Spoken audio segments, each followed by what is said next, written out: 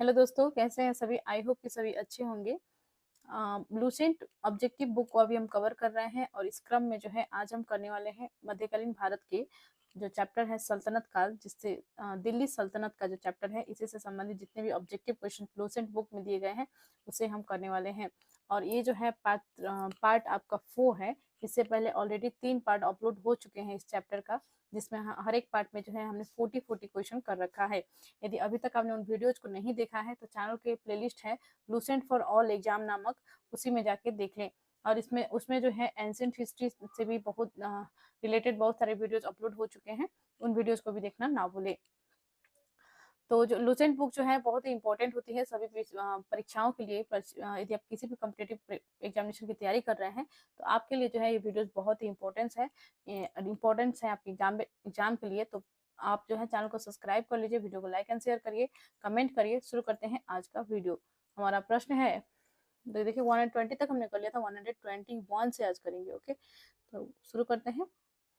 Question 121 है, नई फारसी काव्य शैली सबक ए हिंद अथवा हिंदुस्तानी शैली के जन्मदाता थे। तो यह थे अमीर खुसरो। करेक्ट आंसर होगा ऑप्शन डी। नेक्स्ट है क्वेश्चन 122, अनुकूल परिस्थितियां मौजूद होने के बावजूद गुलाम वंश के शासक भारत में अपने साम्राज्य का विस्तार नहीं कर पाए, इसका मुख्य कारण क्या था। तो यह था मंगोल आक्रमण का भय था।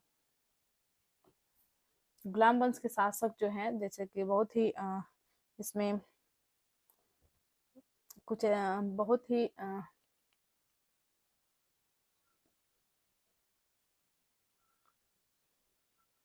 शक्तिशाली शासक हुए, जैसे कि इल्तुतमिश थे, बलबन थे। इसके बावजूद भी जो है हमेशा जो है उन पर मंगोलों का आक्रमण होते रहता था। इसी कारण से जो है वो अपने साम्राज्य का विस्तार जो है नहीं कर पाए। इसलिए करेक्ट आंसर इसमें हो जाएगा मंगोल आक्रमण का भय था, इसी कारण से जो है वो अपने साम्राज्य का विस्तार नहीं कर पाए। क्वेश्चन 123 है, निम्नलिखित में से किसने सिकंदर सानी द्वितीय सिकंदर की उपाधि धारण की थी। तो अलाउद्दीन खिलजी ने जो है सिकंदर सानी की उपाधि धारण की थी। ऑप्शन सी करेक्ट होगा। नेक्स्ट है क्वेश्चन 124, सिक्कों पर खलीफा का नायब खुद खुदवाने वाला सिक्कों पर खलीफा का नायब खुदवाने वाला भारत का प्रथम सुल्तान था। तो यह जो था वह था फिरोज शाह तुगलक। तो नेक्स्ट क्वेश्चन की ओर बढ़ते हैं। फिरोज शाह तुगलक जो है इन्होंने जो है बेरोजगारी को खत्म किया था और अपने सबसे ज्यादा गुलाम रखने वाला जो शासक थे वो थे फिरोज शाह तुगलक।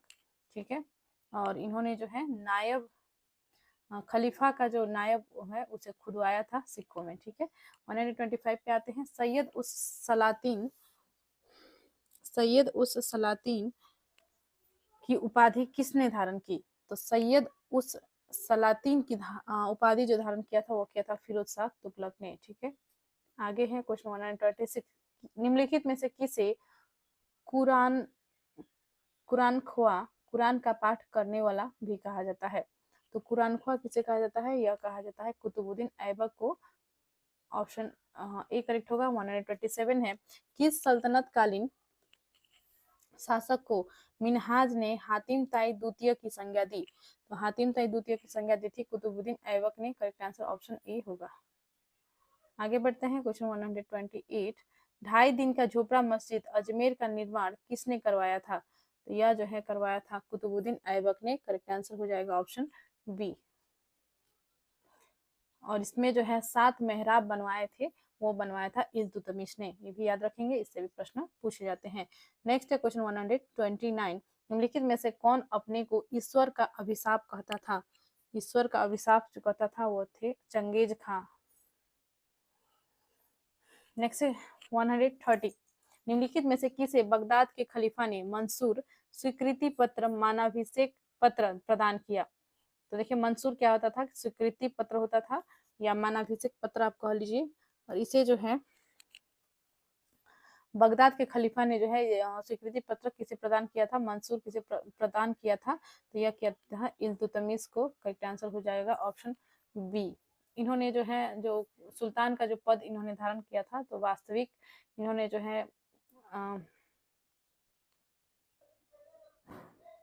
जिन्होंने जो है बगदाद के खलीफा से जो है सुल्तान पद की वैधानिक स्वीकृति प्राप्त की थी। तो करेक्ट आंसर इसमें हो जाएगा ऑप्शन बी। ठीक है, तो वही चीज इसमें भी पूछा गया है कि बगदाद के खलीफा ने जो है मंसूर प्रदान किसे किया, यानी कि जो है इल्तुतमिश को जो है इल्तुतमिश ने जो है बगदाद के खलीफा से जो है सुल्तान पद के लिए जो है वैधानिक स्वीकृति प्राप्त की थी। तो करेक्ट आंसर ऑप्शन बी हो जाएगा। नेक्स्ट क्वेश्चन की ओर बढ़ते हैं।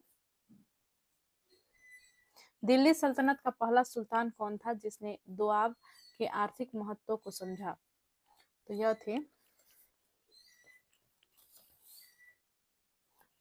जो थे वो थे इल्तुतमिश। क्वेश्चन 132 है, दिल्ली की राजगद्दी पर अफगान शासकों के शासन का निम्नलिखित में से कौन सा एक सही कालानुक्रम है? तो यह हो जाएगा बहलोल लोदी, सिकंदर शाह, फिर इब्राहिम लोदी। ठीक है, करेक्ट आंसर हो जाएगा ऑप्शन सी।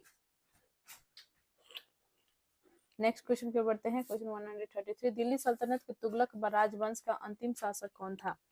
तो तुगलक राजवंश जो था इसका अंतिम शासक था नसरुद्दीन महमूद। ऑप्शन सी हो जाएगा करेक्ट। 134 है, मध्यकालीन भारतीय राजाओं के संदर्भ में निम्न में कौन सा कथन सही है? तो इसमें जो है कौन सा कथन जो है सही है देख लेते हैं। तो यह है, फिरोज तुगलक ने जो है गुलामों का एक अलग विभाग दीवान ए बंदगान स्थापित किया। नेक्स्ट है क्वेश्चन 135, इसमें जो है दो कथन और कारण दिए गए हैं और इसमें जो है कूट में आपको करेक्ट आंसर बतानी है। तो देख लेते हैं क्या है कथन में। कथन है, मोहम्मद बिन तुगलक दिल्ली छोड़ने के बाद 2 वर्ष तक स्वर्गद्वारी नामक शिविर में रहा। मोहम्मद बिन तुगलक जो है दिल्ली छोड़ने के बाद 2 वर्ष तक स्वर्गद्वारी नामक शिविर में रहा था। ये करेक्ट होगा, ये कथन सही दिया गया है। कारण क्या था, उस समय दिल्ली एक प्रकार के प्लेग से बराबर हो गई थी और बहुत से लोग मारे गए थे। ये भी करेक्ट है। तो देखिए इसमें जो है दोनों सही दिया गया है, ए और आर दोनों सही है। आर एक की सही व्याख्या करता है। आगे बढ़ते हैं क्वेश्चन नंबर 136, चंगेज खां के अधीन मंगोलों ने किसके शासनकाल में भारत पर आक्रमण किया? तो किसके शासनकाल में जो है भारत पर आक्रमण किया था मंगोलों ने? तो यह जो है इल्तुतमिश के शासनकाल में। इसी कारण से जो है मंगोलों के आक्रमण के कारण से ही जो है गुलाम बस आगे अपना जो है राज्य विस्तार नहीं कर पाया था। क्वेश्चन 137 है, निम्नलिखित युग्मों में से कौन सा सही रूप से सम्मिलित है? दीवान बंदगान तुगलक, यही सही है। करेक्ट आंसर हो जाएगा ऑप्शन ए।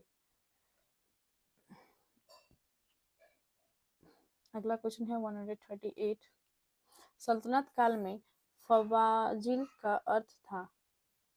सल्तनत काल में फवाजिल का अर्थ था। तो फवाजिल क्या होता था? यह जो होता था यह इक्तादारों द्वारा सरकारी खजाने में जमा किया जाने वाला अधिशेष राशि। फवाजिल क्या होता था? इक्तादारों द्वारा सरकारी खजाने में जमा की जाने वाली अधिशेष राशि। क्वेश्चन 139 है, दिल्ली का सुल्तान जो भारत में नहरों के सबसे बड़े जाल के निर्माण करने के लिए प्रसिद्ध है वह था, यानी कि कौन सा जो सुल्तान था जिन्होंने जो है भारत में नहरों का जो है निर्माण करवाया था? तो यह थे, नहरों का बहुत सारा जो है जाल बिछा दिया था इसने, वह थे Firoz Shah Tughlaq. Option C correct हो जाएगा। आगे बढ़ते हैं क्वेश्चन 140, तो देखिए कथन और कारण इसमें दिए गए हैं और कूट में करेक्ट आंसर बतानी है। कथन है, प्रारंभ में भारत में तुर्की प्रशासन सैनिक प्रधान था। भारत में तुर्की प्रशासन सैनिक प्रधान था, सही है। कारण अग्रणी सैनिक नायकों के बीच देश को एकता के रूप में खंड विभाजित कर दिया गया था। तो ये भी सही है, कारण और कथन दोनों सही दिया गया है और आर एक की सही व्याख्या करता है। आगे बढ़ते हैं क्वेश्चन नंबर 141, अपनी शक्ति को समेकित करने के बाद बलबन ने भव्य उपाधि धारण की। भव्य उपाधि जो धारण किया था वो किया था जिल ए इलाही ने। जिल ए इलाही उपाधि धारण की थी। ठीक है, बलबन ने जिल ए इलाही। क्वेश्चन 142 है, निम्नलिखित में से किसने भारत का सबसे पुराना मकबरा नसीरुद्दीन महमूद का मकबरा सुल्तानगढ़ी दिल्ली का निर्माण करवाया और मकबरा निर्माण शैली का जन्मदाता होने का गौरव पाया? तो यह थे इल्तुतमिश। आगे बढ़ते हैं क्वेश्चन 143 में। इल्तुतमिश द्वारा बनाया गया अतारकिन का दरवाजा जो कि अकबर के बुलंद दरवाजा का प्रेरणा स्रोत बना। इल्तुतमिश द्वारा बनाया गया अतारकिन का दरवाजा जो कि अकबर के बुलंद दरवाजा का प्रेरणा स्रोत बना स्थित है। तो ये कहाँ पे स्थित है? तो यह जो है स्थित है रजिया, माफ कीजिएगा, यह जो है स्थित है जोधपुर में। ठीक है, नागौर जोधपुर में। चैनल को अभी तक आपने सब्सक्राइब नहीं किया है तो चैनल को जरूर सब्सक्राइब कर लीजिएगा। ओके, और जितने भी और इसमें 160 तक हम इस वीडियो में करेंगे। ठीक है, तो 40 क्वेश्चन कंप्लीट हो जाएंगे और इसके पश्चात एक और जो है आपको कोई पार्ट इसका मिलेगा। इस चैप्टर का 5 पार्ट जो है टोटल होने वाले हैं। तो अभी तक आपने जो है एंशिएंट हिस्ट्री के वीडियोस नहीं देखे हैं तो प्लीज जाकर देख लें। लूसेंट फॉर ऑल एग्जाम नामक प्लेलिस्ट इसी चैनल में अवेलेबल है, उसी में सभी वीडियोज अवेलेबल कर दिए गए हैं। और इससे पहले भी जो है मध्यकालीन भारत के हमने कुछ चैप्टर्स कंप्लीट कर लिए हैं, उसे भी जाकर देख लें। तो क्वेश्चन 144 देखते हैं क्या है। किसने 40 तुर्की सरदारों को लेकर तुर्कान ए चहलगानी या 40 दल का गठन किया? तो देखिए ये जो है गठन किया था इल्तुतमिश ने। करेक्ट आंसर हो जाएगा ऑप्शन बी। आगे बढ़ते हैं क्वेश्चन नंबर 145। निम्नलिखित में से कौन राज दरबार में बलबन का सर्वप्रथम प्रतिद्वंदी था? तो देखिए निम्नलिखित में से कौन राज दरबार में बलबन का सर्वप्रमुख प्रतिद्वंदी था? तो यह था इमामुद्दीन रेहान। नेक्स्ट है क्वेश्चन 146। निम्नलिखित में से किसने चहलगानी 40 दल का पूर्णतः सफाया कर दिया? देखिए इल्तुतमिश ने जो है इसे बनाया था 40 दल या 40 दल या चहलगानी कह लीजिए। तो इसे जो है बनाया था इल्तुतमिश ने और इसे समाप्त किया था अलाउद्दीन। समाप्त किया था वो किया था बलबन ने। अलाउद्दीन ने नहीं किया था बल्कि बलबन ने जो है इसे समाप्त कर दिया था। और बलबन ने जो है लॉ एवं रक्त की नीति अपनाई थी, ये भी याद रखेंगे। ठीक है, क्वेश्चन 147 है। किसके राज्यकाल में लखनऊती बंगाल की राजधानी में तुर्गिल खां का विद्रोह और दमन हुआ?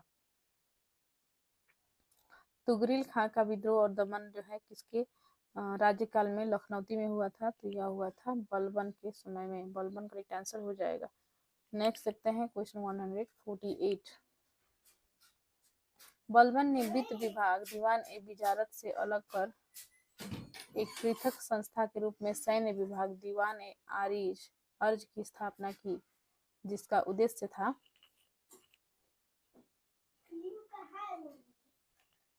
आंतरिक विद्रोह का दमन करना और मंगोल आक्रमण को रोकना। दोनों इनका उद्देश्य था, इसलिए करेक्ट आंसर ऑप्शन सी हो जाएगा, ए और बी दोनों। अगला प्रश्न है क्वेश्चन 149। किसने राज दरबार में सिजदा जो है क्या होता था कि घुटनों पर बैठकर शीश नवाना और एवं पाव को चूमना की परिपाटी चलाई? तो देखिए ये प्रथा जो है चलाई थी बलबन ने। करेक्ट आंसर हो जाएगा ऑप्शन बी। किसने जो है सिजदा और पावोस की जो है परिपाटी चलाई? तो यह चलाई थी बलबन ने। करेक्ट आंसर ऑप्शन बी हो जाएगा। नेक्स्ट है क्वेश्चन 140। बलबन ने अपने को कुलीन साबित करने के लिए शाहनामा में वर्णित किस प्रसिद्ध तुर्की योद्धा का वंशज होने का दावा किया? तो यह जो है इन्होंने जो है अपने आप को अफरसियाब का जो है वंशज होने का दावा किया था। नेक्स्ट 151।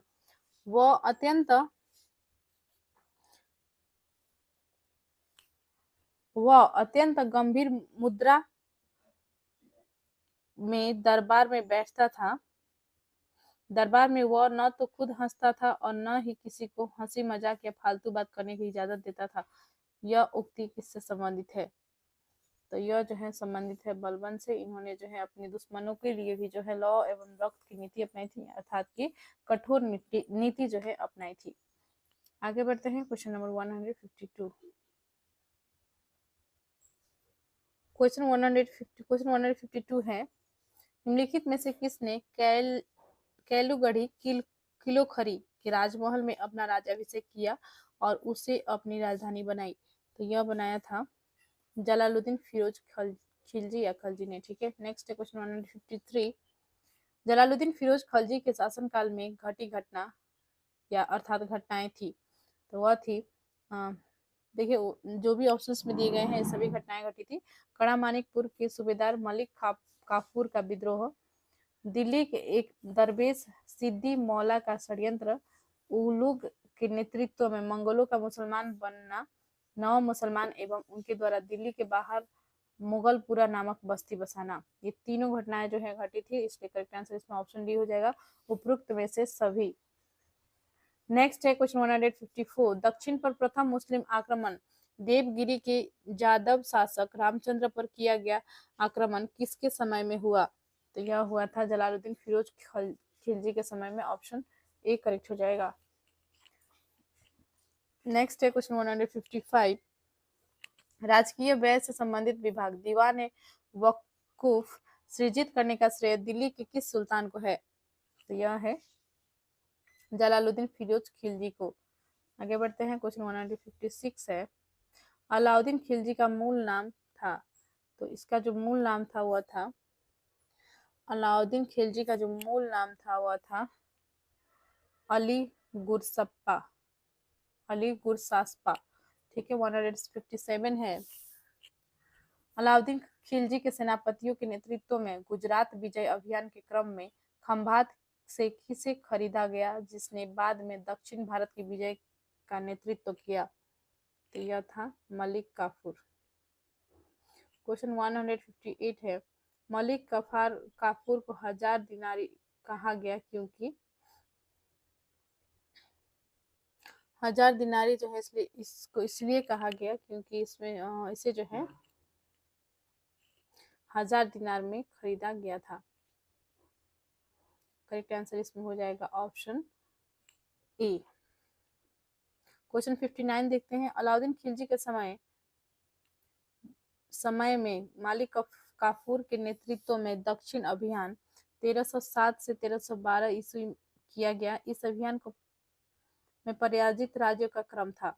देखिए अलाउद्दीन खिलजी के समय जो है मलिक काफूर के नेतृत्व में दक्षिण अभियान जो 1307 से लेकर 1312 ईस्वी में किया गया था, इस अभियान में पराजित राज्यों का क्रम था। तो देख लेते हैं कौन कौन सा जो है इसका क्रम था। यह जो राज्य था वो था देवगिरी, वारंगल, होयसल और मदुरा। करेक्ट आंसर इसमें हो जाएगा ऑप्शन ए। क्वेश्चन 160 है, अलाउद्दीन खिलजी ने कहाँ के शासक को 6 महीने तक राजधानी दिल्ली में रखा, राय रयान राजाओं का राजा की उपाधि दी तथा गुजरात का नवसारी जिला उसके राज्य में शामिल करवा दिए? तो यह जो है अलाउद्दीन खिलजी को जो है किसने रखा था, किसने जो है माफ कीजिएगा, किसने जो है अलाउद्दीन खिलजी ने जो है कहाँ के शासक को रखा था? तो ये रखा था देवगिरी के शासक रामचंद्र को। करेक्ट आंसर हो जाएगा ऑप्शन ए।